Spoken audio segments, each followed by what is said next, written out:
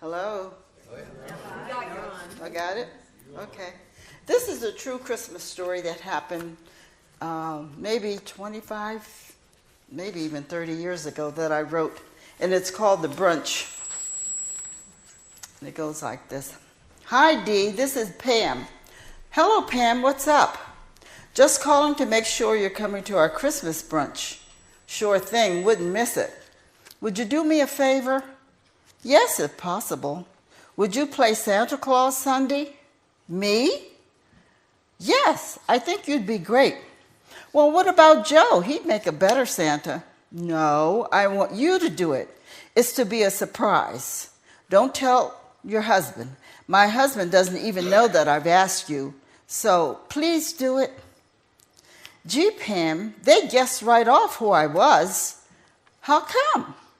Well, Pam, in case you haven't noticed, I'm highly visible. We're the only blacks in the group. They would certainly notice right away if one of us was missing.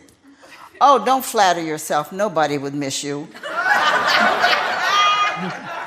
A black Santa? That's the only kind that ever comes to my house. I giggled. What about my hands and face? It won't be much of a surprise. They would guess right away. More excuses, she quipped. You don't have to. You just don't want to do it. I promise you, Dee, that nobody will guess for at least 15 minutes. Trust me. Who's coming, I asked. Oh, the usual gang, actors and actresses from the Barnstable Comedy Club. You don't know any of them. You don't know all of them. I think you'd make a first-class act. Besides, you'd be the only one on stage and want a one-woman show. Appealing to the thespian in me, I was sold. Okay, I'll do it. Great, she said. I've got all the paraphernalia here. See you Sunday. Trust me. After a very late Saturday night party, Sunday dawned, very cold with light snow falling. What time is the brunch today? It's already 10:30. Do we have to go? Badgered my husband. Answering quickly so as not to give away the secret, I replied, yes, we do have to go. I promised Pam we'd be there. The old house, built in the early 1800s, was beautifully decorated for Christmas, aglow with lighted fireplace in every room, and groups of friendly people huddled around to keep warm in the large, drafty rooms. Eggnog, Bloody Marys, and other drinks were offered, but not coffee. Drifting into the kitchen to seek my morning eye-opener, I thought, this is the strategy I'll use to accomplish our surprise. So out to the kitchen for refills, then to the pantry for more biscuits, and on to the adjoining rooms seeking fresher conversation. When I received the hi sign from Pam to put our surprise into action, no one seemed to notice my disappearance. Up the back staircase we climbed, giddy with anticipation and heart pounding, and my armpits wet with fear. After all, this was my opening night, and a full house at that.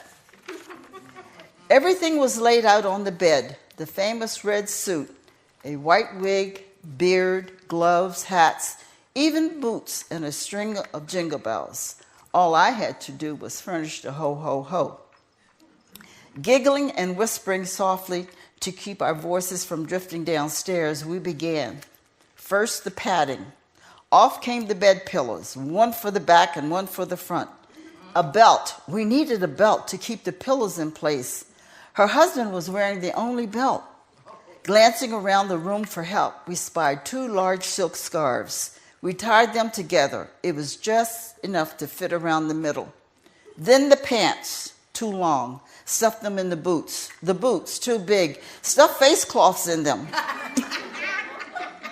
Moving right along, the jacket with the shiny black patent belt. Just right. The white wig pulled low on my forehead, fluffed and flowing on my shoulders. The whiskers hiked up under my nose. Only my eyes and nose was visible. Now for some makeup. Red rouge for the cheeks and a glowing red nose, and a red hat with white pom-poms to top it all off, and my gloves. Curiosity beckoned me from across the room as I peered into the mirror. "My God, is that me?" I hissed. I couldn't believe my eyes. Pam was right.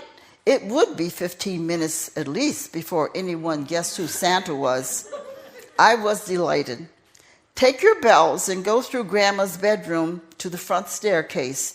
Be careful, those stairs are very steep. And don't forget your ho-ho-hos." With those instructions, she hurried down the back stairwell, leaving me with apprehension, anticipation, and my old friend fear. Carefully waddling down the steps, holding my bells tight so they would not ring to signal my approach, I wondered what I would say, as no one had given me a script. At the bottom, I took a deep breath, opened the door, let out a hearty ho, ho, ho, and jingled the bells. "Oh, Santa Claus has arrived. Hello, Santa." Conversation stopped. I was on. "Ho, ho, ho, Merry Christmas," I bellowed. "Who is it?" they whispered. "Merry Christmas to all." 5 minutes had passed. No one knew. Great. "Ho, ho, ho." "That voice, it sounds familiar," someone said. I sat in the nearest chair and beckoned a lady onto my lap. And what do you want for Christmas?" I asked, laughter filling the room. Still no clues. Sauntering over to my husband, who, along with everyone else, had that quizzical look upon his face, I peered, not daring to get too close for fear I might break up, or he might smell my perfume. "And what do you want from Santa, Sonny?" I queried. A long pause. "Dee, is that you?" he questioned. I couldn't stand it any longer. I burst out laughing. The room was in stitches. Oh, what a marvelous surprise it was, and it had taken 20 minutes. "Dee, which one was Dee?" they asked. They tried to describe what I had worn and what I looked like. They couldn't make the connection. Off came the hat, the wigs, the whiskers. I was picked apart like the ladies at a rummage sale. Only my red cheeks, cherry nose, and pillows tied in the middle remained. Everyone suggested that I receive the Actress of the Year award. I said, "I'll take it, thank you," still laughing. My poor husband, no one believed that he didn't know all about this. Some actor, they joked. But I know, and he knew, that I had really put one over on him. And for the rest of the day, he just shook his head, smiled, throwing up his hands and saying, "What's next?" I said, "Stick around."